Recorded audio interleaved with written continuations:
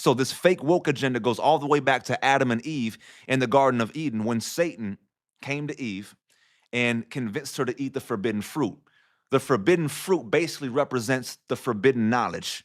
All right, Satan said that this will open your eyes up and make you like God. Now, to be honest, let's notice something here.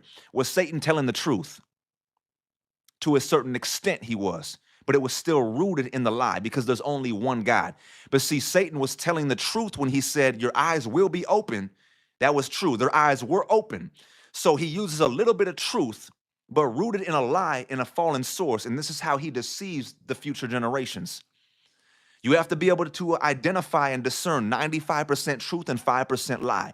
You have to be able to discern 99% truth and 1% lie. Because Satan can give you everything that is accurate, but come from a fallen source, and it still comes with a price, and it'll take you to hell. So that's how the enemy is deceiving an entire generation. So we live in a time where there's an entire movement of what I call, again, fake chosen ones, because they're witches and they're warlocks.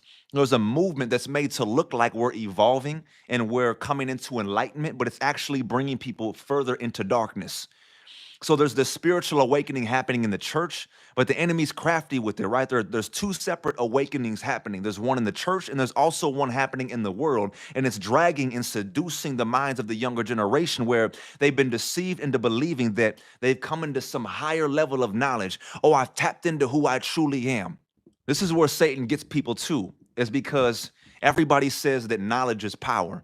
But this is where Satan comes in and he's crafty and he says, okay, if I can bring people a knowledge that most people don't have, if I can bring people a knowledge that looks unique, that looks like it can empower them, a knowledge that makes them feel like, forget Jesus because I can become like God myself, then I can capture the souls of this generation. So Satan has created this enticement of special knowledge and power that lures the minds of naive people with itching ears.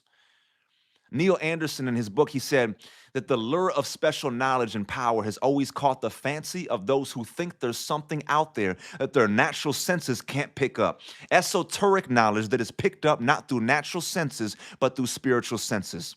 And this knowledge is only intended for the anointed one.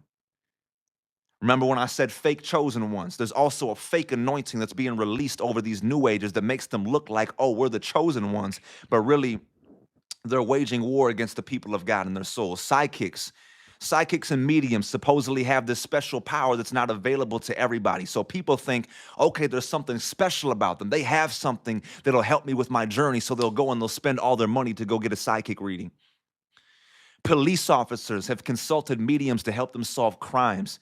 The newspapers, the airline magazines, social media have all these different links and pages that have your daily horoscope, the zodiac signs that people let define their identity so that they can never come into their Christ-given identity.